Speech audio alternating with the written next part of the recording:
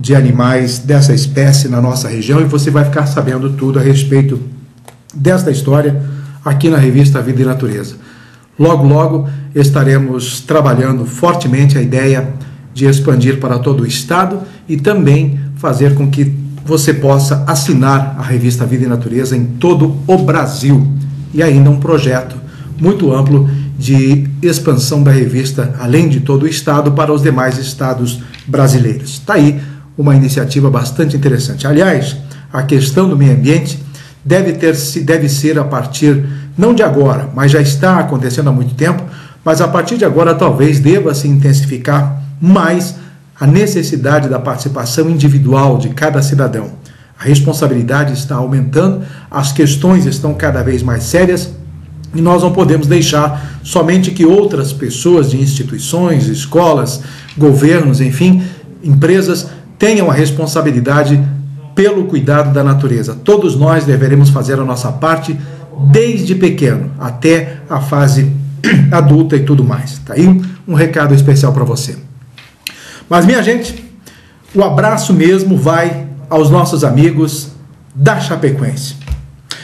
Eu tive ontem, assistindo pelo Sport TV, o jogo de futebol pela rodada do Campeonato Brasileiro envolvendo a Chapecoense na Arena Condá e o Internacional de Porto Alegre. É uma situação para mim um tanto difícil até de falar, mas eu gostei do resultado. Difícil de falar porque eu sou torcedor do Internacional, logicamente desde criança. Aprendi a gostar da Chapecoense quando morei em Chapecó, trabalhei na RBS TV e fui repórter esportivo por 12 ou 13 anos, e eu vivia, praticamente morava dentro daquela Arena Condá. Naquele tempo não era arena, era o Estádio Índio Condá, e convivia com os jogadores, convivia com a comissão técnica, convivia com a direção da Chapecoense, convivia com os torcedores. Logicamente você se apega a essa equipe, e eu tenho no coração hoje para torcer dois grandes times do futebol brasileiro, Internacional e Chapecoense. Isso os que disputam a Série A do Campeonato Brasileiro. Muito bem. Então vocês imaginem a complicação de ver esses dois times que você gosta se enfrentando. Mas é um confronto bonito, afinal de contas, os teus times do coração estão na Série A, estão na elite do futebol brasileiro. No primeiro jogo entre Internacional e Chapecoense, parece-me que foi lá em Caxias do Sul ainda, o Beira-Rio não estava liberado, a Chapecoense perdeu por 2-0 para o Colorado. Muito bem. A situação deste jogo, neste segundo turno do Campeonato Brasileiro, e eu fazia alguns comentários antes de o jogo acontecer nesta quinta-feira, eu dizia que seria um jogo extremo, diferente, de dois extremos. De um lado, o Internacional buscando a vitória para retomar o segundo lugar e se aproximar do Cruzeiro, uma vez que o time mineiro perdeu na última rodada, e o Inter teria a condição, então, de se vencesse a Chapecoense, de voltar a ter a diferença de 6 pontos e também de conseguir, quem sabe, se aproximar do Cruzeiro e, quem sabe, ser o campeão a partir dessa disputa. Muito bem. A Chapecoense, no outro extremo, já estava na zona de rebaixamento, era o 17º colocado e precisava desesperadamente de uma vitória para sair da zona de rebaixamento, pontuar e se afastar então desta zona de risco. Então era um jogo de dois extremos e dos meus dois times, minha gente. Então vejam só, assisti o jogo, mas houve da minha parte, antes de começar o jogo, o sentimento de que quem precisava mais desses 3 pontos era sem dúvida a minha Chapecoense. O Inter, que me perdoe nessa história, mas ainda teria talvez mais à frente condições de brigar pelo título ou pelo menos ficar na lista dos classificados para a Libertadores da América. Mas a Chapecoense não poderia, no meu entender, ficar na zona de rebaixamento.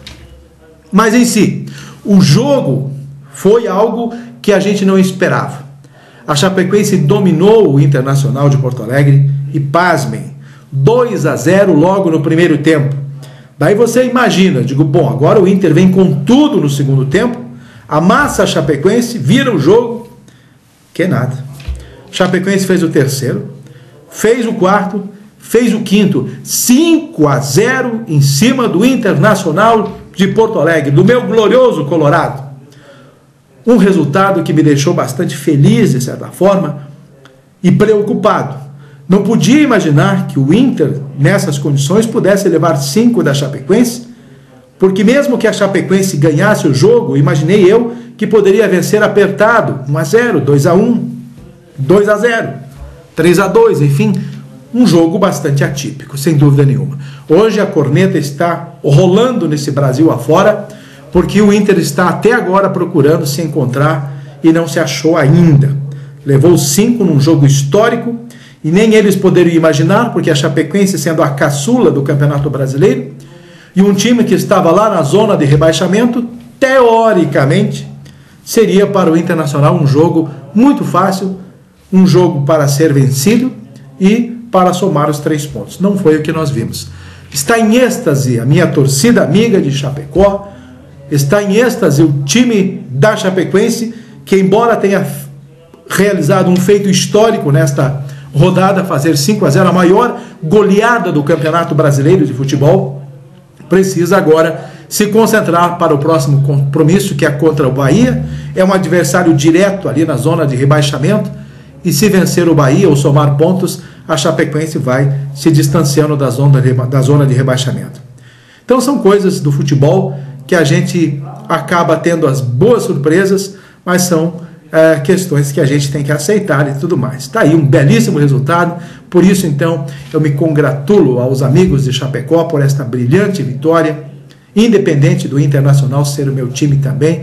Eu acho que a Chapecoense fez por merecer e o Inter não mereceu em nada, não jogou nada.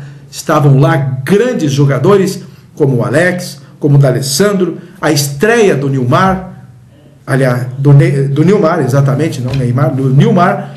Então, o Internacional acabou amargando uma derrota. E para o final do jogo, o lamento, digamos assim, o desfecho desse jogo, o goleiro Dida acabou sendo expulso, cometeu um pênalti, e o Rafael Moura, que é o atacante, já que o Inter tinha feito as 3 substituições, foi para o gol e praticamente não pôde fazer nada para impedir o gol, o 5º da Chapecoense, só se mexeu, imagina, Rafael Moura de goleiro. Mas enfim, uma glória para o futebol da Chapecoense. Glória também, vamos chamar agora o futebol catarinense aqui, o nosso Internacional de Lages. Esse sim fez bonito na rodada do Catarinense da Série B, ao vencer o Blumenau, lá em Blumenau, de virada por 3-1. Agora vem credenciado na penúltima rodada deste segundo turno, para vencer o Hercílio Luz, aqui no domingo, no nosso estádio Vidal Ramos Júnior. Então, vamos torcer para que esses times se recuperem. A Chapecoense vença fora, o Inter vença o Fluminense no domingo, o Internacional de Lages vença o Hercílio Luz, e ainda fico na torcida para a recuperação dos outros times de Santa Catarina no Campeonato Brasileiro da Série A, o Criciúma e o Figueirense, para que vão bem, o Criciúma saia definitivamente também na zona de rebaixamento, e na Série B, torcer para que o Joinville e o Avaí façam bonito na rodada deste final de semana e se recuperem e mantenham a condição de possibilidade de voltarem à elite do futebol brasileiro no ano de 2015. Tá aí. Minha gente, ontem, quinta-feira, eu participei às 3h30 da tarde de uma coletiva à imprensa lá na Uniplac, em que o interventor Walter Manfroy fez as suas explanações e agora deixou a intervenção da Uniplac. Já não é mais o interventor. Encerra, assim, o ciclo de intervenção da Fundação Uniplac. E o Walter começou esta entrevista, essa explanação, falando que ficou 5 anos, 3 meses e 6 dias à frente do processo de intervenção, que começou então um pouco antes com Arnaldo Moraes, que ficou quase 1 ano nesse processo intervencionista. Foi uma necessidade implantar a intervenção da Uniplac, uma medida acertada pelo então prefeito Renato Nunes, e só assim hoje podem se comemorar os números, os efetivos números, pois a Uniplac não está 100% recuperada, mas está com toda a capacidade de andar com as suas próprias pernas, justamente porque a intervenção deu esta nova mobilidade, deu esta garantia a esta instituição de manter-se em funcionamento e forte e com agora capacidade financeira regularizada. Para vocês terem uma ideia, não vou entrar muito em detalhes porque são coisas bastante complexas. Logo, logo quero apresentar para vocês alguns números. Mas Walter Manfroy conquistou a confiança da instituição, embora dentro dela houvessem pessoas que não gostaram da presença dele e que acham que hoje estão comemorando a saída do interventor para, quem sabe, reassumirem as suas funções antigas e retomarem o comando, o poder desta instituição. Não vão poder fazer, porque hoje tem um estatuto que rege o crescimento da instituição e com pessoas extremamente habilitadas para fazerem esse novo trabalho da instituição, e a Chapecoense, aliás, a instituição Universidade do Planalto Catarinense vai poder andar, então, sem a ameaça, digamos assim, daqueles que tinham o poder no passado e não souberam dar o controle para essa instituição e quase levaram à falência. De qualquer maneira, esta austeridade, todo este rigor dentro da universidade foi necessário, sim, e hoje a gente pode dizer o quanto isso foi importante para a instituição Uniplac. Parabéns a Walter Manfroy, parabéns a todos aqueles que compartilharam com o processo intervencionista. Eu quero dizer a vocês que eu estive lá também por 2 anos, atuando e trabalhando junto com o Arnaldo, junto com o Walter, por 2 anos. Estive na assessoria de comunicação, compartilhando e trabalhando também em prol desta intervenção. Assim se fez um projeto de revitalização das economias da universidade e sem que houvesse interferência, sem que houvesse interferência no campo pedagógico. Pelo contrário, a instituição no campo pedagógico só cresceu, o número de acadêmicos só aumentou e, mesmo assim, para vocês terem uma ideia, a intervenção ocorreu somente na parte financeira e administrativa da fundação, a mantenedora da Uniplac da universidade. Walter Manfroy, para que vocês tenham uma ideia, comandou um processo de revitalização dessa questão financeira da universidade, e somente junto às instituições bancárias, às instituições financeiras, providenciou uma economia fantástica. Quando assumiu, a dívida com as instituições financeiras devidamente corrigidas estava acima de 73 milhões de reais. Com todas as negociações feitas com essas instituições, ele conseguiu reduzir mais de 53 milhões desse débito, deixando em pouco mais de 18 milhões esta dívida com as agências bancárias, todas elas devidamente negociadas, todas elas repactuadas, e o valor então da dívida hoje ainda é em torno de 11 milhões de reais, mas com as obrigações financeiras da instituição totalmente balizadas, estão sendo cumpridas rigorosamente todos os pagamentos mensais, e a instituição paga mais de 200 mil mensais para essas instituições até o prazo final, então, que eu não sei até quando, mas de qualquer maneira está em plenas condições de continuar fazendo esses pagamentos sem ameaçar toda a receita da instituição. Então está aí, um processo de intervenção que durou mais de 5 anos, chegou ao seu final e a gente fica aqui então bastante agradecido pela comunidade serrana de isso ter acontecido. Assim, a instituição hoje está, através dos seus novos gestores, a diretoria financeira administrativa, através do reitor que foi eleito, o Luiz Carlos Flegger, e também através do seu conselho deliberativo e o seu conselho administrativo, serão esses que darão continuidade ao planejamento, inclusive futuro, a nova revalidação de universidade, que já está em processo, já está em andamento esse processo, e tudo isso, então, a gente se sente muito feliz a partir de tudo isso que se culminou com a decisão da Justiça, através, então, do Dr. Josmael Rodrigo Camargo, juiz substituto, que determinou o fim da intervenção. Muito bem, amigos. O governador João Raimundo Colombo esteve em Araquari, no norte do estado, inaugurando, nesta quinta-feira, o primeiro veículo da BMW, a montadora de carros de luxo, da Alemanha. 600 milhões de reais investidos na região norte do estado, um aquecimento vertiginoso àquela região e também para todo o estado de Santa Catarina. Então nós ficamos observando a inauguração e a apresentação do primeiro veículo construído na fábrica catarinense. Ela já está trabalhando há muito tempo, mas foi a inauguração oficial com a apresentação do primeiro carro, então, na fábrica de Araquari, da BMW. E aí, nós ficamos agora aguardando as novidades com relação à nossa Sinotruc. Ninguém mais tem passado informações sobre como andam esses processos da Sinotruc, e a gente está cobrando, então, das autoridades uma posição mais enfática, mais clara a respeito de todo o andamento desse processo da Sinotruc. E a gente sabe que não foi possível fazer a licitação para a contratação da terraplanagem por causa do período eleitoral. Então agora, terminadas as eleições, esse processo deve andar. Por isso, então, a gente aguarda essas informações oficiais, porque precisa terceirizar, precisa contratar uma empresa para fazer a terraplanagem no terreno onde será montada, será instalada a nossa Sinotruc.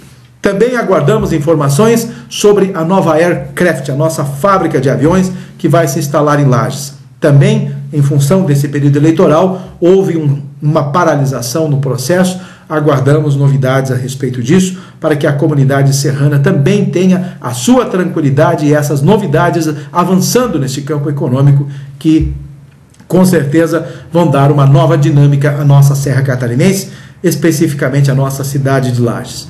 Quanto ao nosso shopping, está confirmada a inauguração no próximo dia 20 de novembro, às vésperas do aniversário do município de Lages.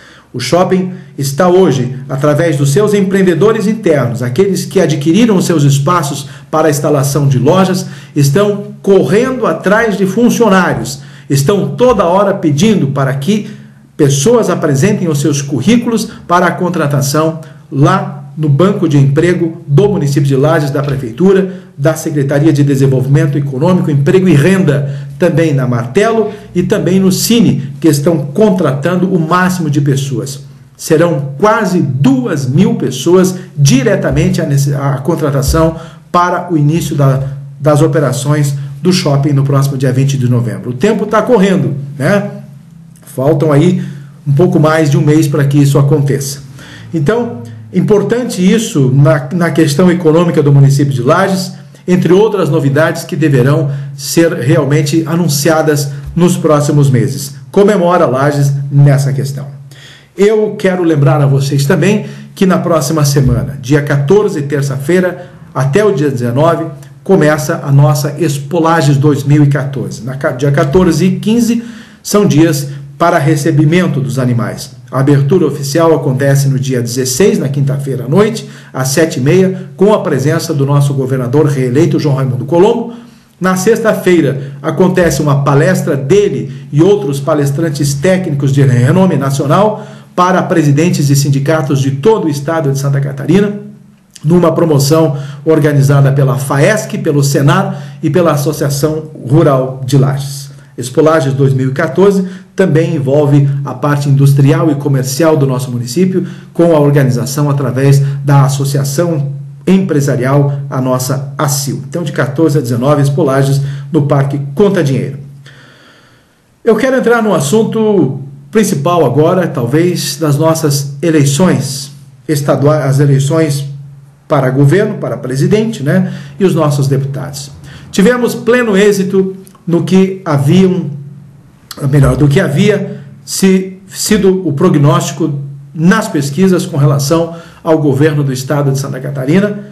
O nosso governador serrano acabou sendo eleito realmente no primeiro turno e com um grande feito, o único governador do estado de Santa Catarina a ser eleito em primeiro turno nas duas eleições, a de 2010 e agora nessa de 2014. Um grande feito de Raimundo Colombo, marcou história realmente neste fato.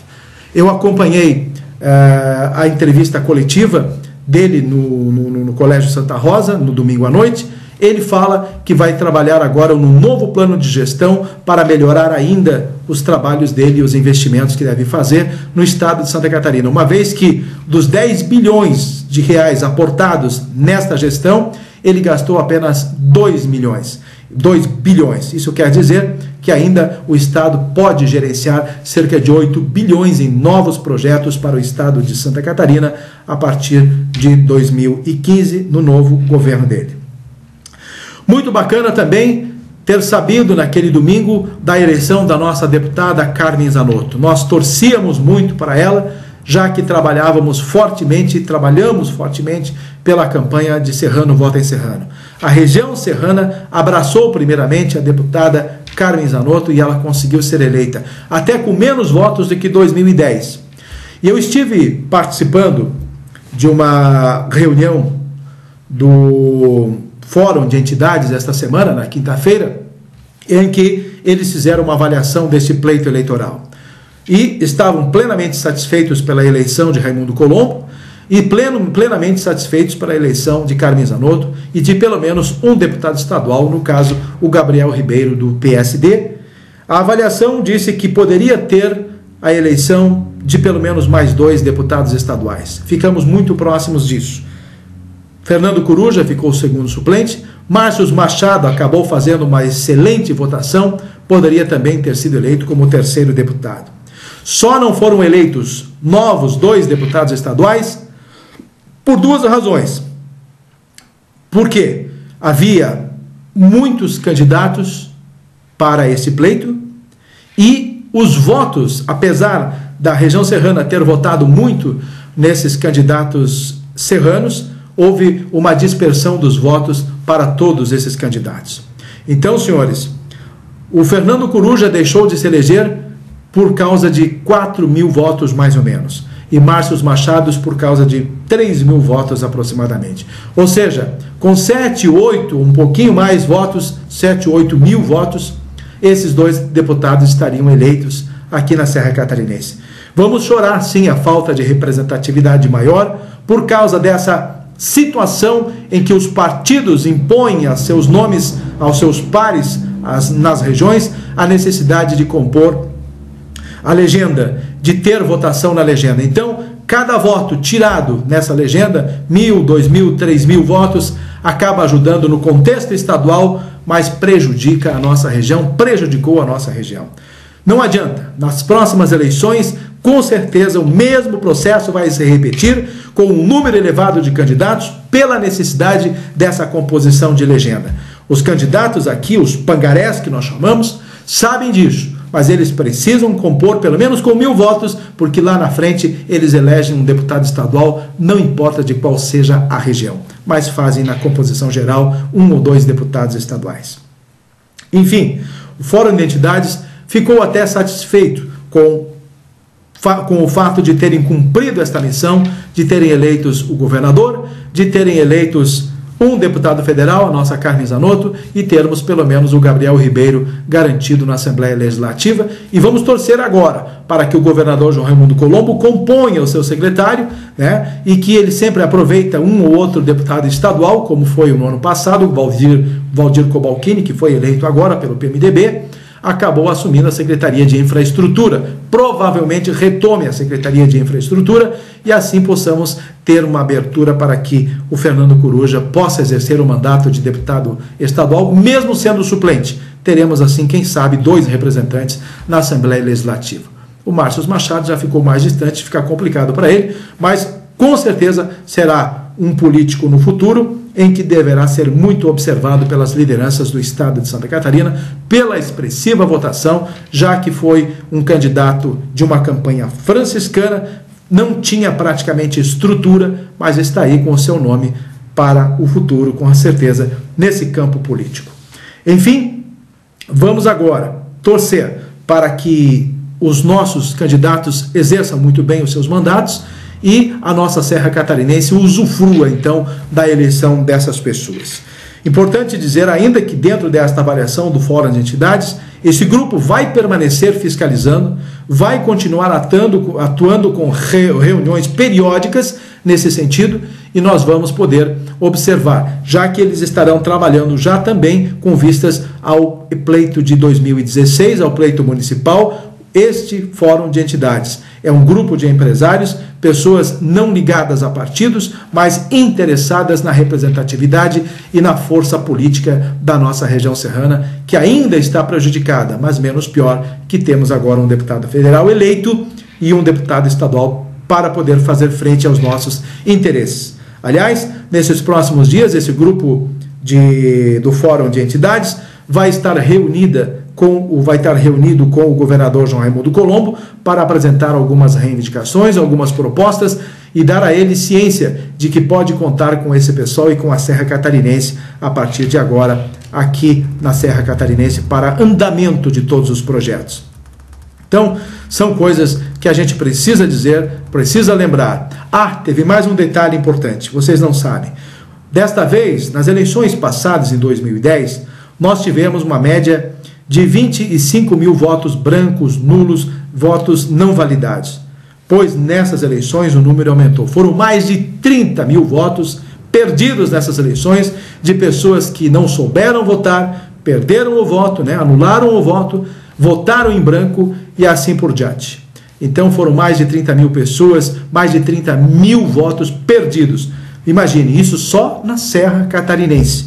Poderíamos ter sim eleito mais 2 ou 3 deputados estaduais com esses votos perdidos, simplesmente porque as pessoas estão hoje extremamente indignadas com o processo político, outros porque não souberam talvez votar direitinho na urna, ou simplesmente votaram em branco por alguma razão ou por um fato ou outro. Agora, neste segundo turno, estaremos acompanhando o pleito em Santa Catarina, é claro, apenas para o campo presidencial. Estão na disputa Dilma Rousseff, a candidata à reeleição do PT, e Aécio Neves, que foi uma grande surpresa também. Todo mundo imaginava que Marina Silva seria a candidata que disputaria o segundo turno com Dilma Rousseff. E está aí agora uma situação bastante diferente. Já saíram 2 pesquisas nacionais. Uma delas, na terça-feira ou na quarta-feira, apontou Aécio Neves com mais de 49% e Dilma com 41% neste segundo turno. A pesquisa do Ibope, apresentada nesse meio de semana, deu a Aécio Neves também 46%, se não me engano, 45%, e Dilma Rousseff com 44%. Um empate técnico, mas Aécio Neves na frente da Dilma Rousseff. Talvez estejamos aí já visualizando uma grande mudança no governo nacional. Não sei se é realmente o seu objetivo, mas talvez uma mudança poderia ser bastante interessante a partir de agora, uma vez que o governo do PT já está há 16 anos comandando e sempre a alternância pode ser bem-vinda nesses casos. Nunca saberemos, mas é importante entender que o processo é democrático e se o povo entender que é hora de mudança, então que ela aconteça. A probabilidade de que isso possa acontecer agora, já nessas eleições, é bastante grande. Não vou aqui fazer propaganda para A e nem B, mas fica este registro, então, nesse sentido, nessas eleições de 2014 para presidente da República. Muito bem, amigos, na semana que vem a gente volta com mais assuntos, com mais novidades para vocês, aqui no nosso paulochagas.net. Um grande abraço a vocês, obrigado pela audiência e até a próxima oportunidade.